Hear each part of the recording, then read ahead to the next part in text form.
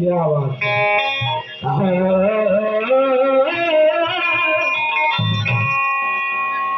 राम नाम की लूट है, अब लूट सके तो वो हंत काल पछतैबा भैया,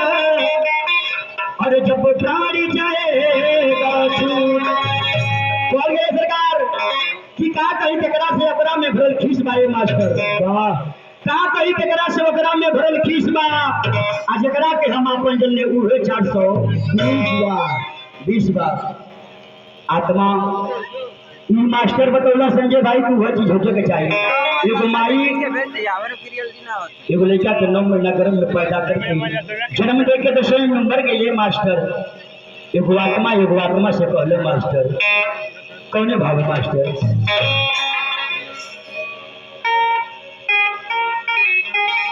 वाह वाह वाह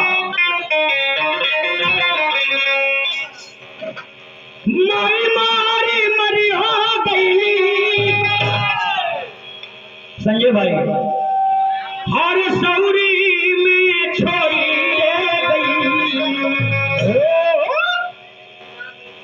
गावत मगवा आपने थोड़ी में बतिया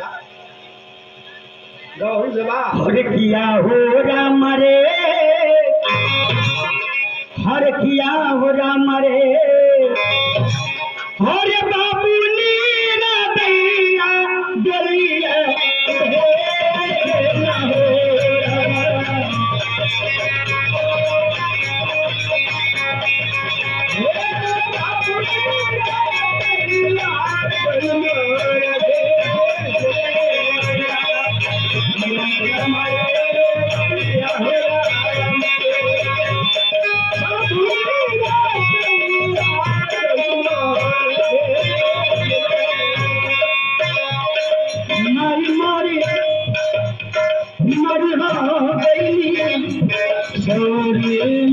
छोरी हो गई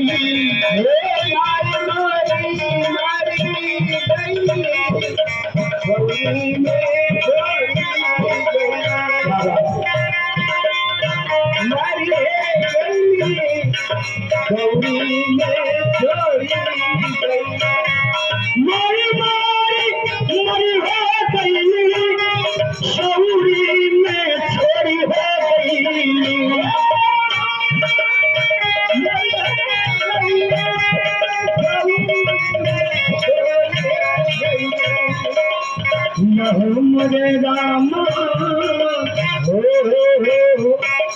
किया हो मोरे राम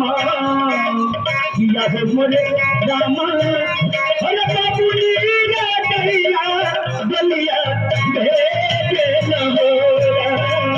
मोरे राम मोरे राम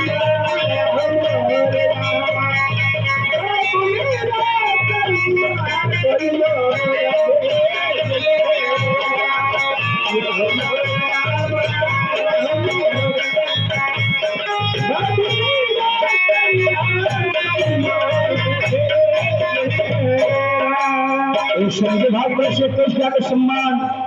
मन्ना फैरा भाई के कैसे इसका कैसे का सम्मान है।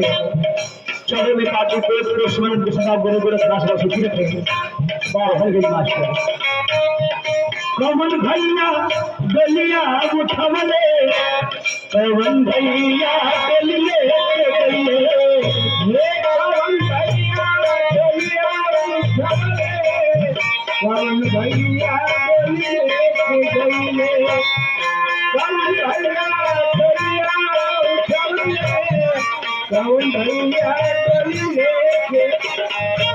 कौन भैया गलिया उठवले कौन भैया गलिए के गलिए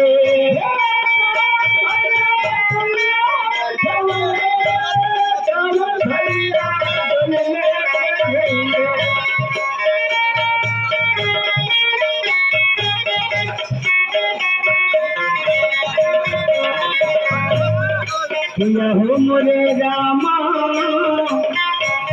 किया हो मोरे रामा अरे कौन मोरा गलिया मोर पहुँचा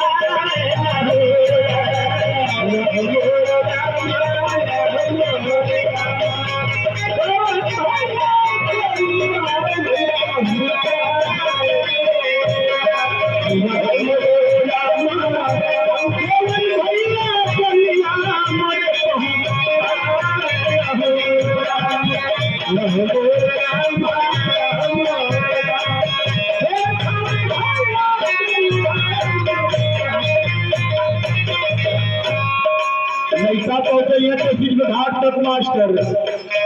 पटोहा पहुंचे यह तस्वीर घाट तक कहानी को जब उठावे ले लोग तो कहीं राम नाम सत्य है यही शक्ति व्यक्त है जात हुआ तो जान माई आग जइया बात बढ़ावे जइया जब लोग लाश उठावे ले तो उस समय बात बताओ गई मास्टर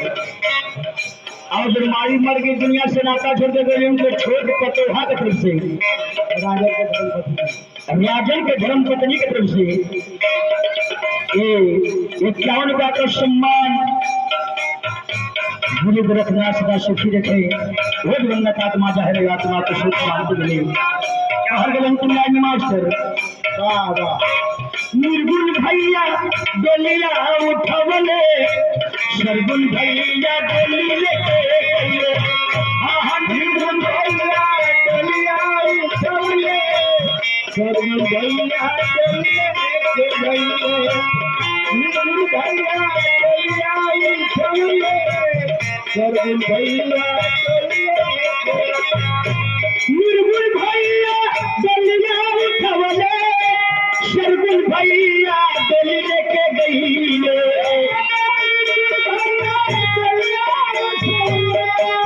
सरगुण भैया डोलिया के गईले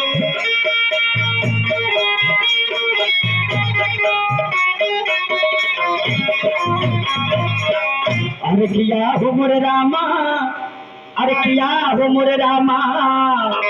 अरे कवन भैया डलिया मोरे अरे पहुँचावे लो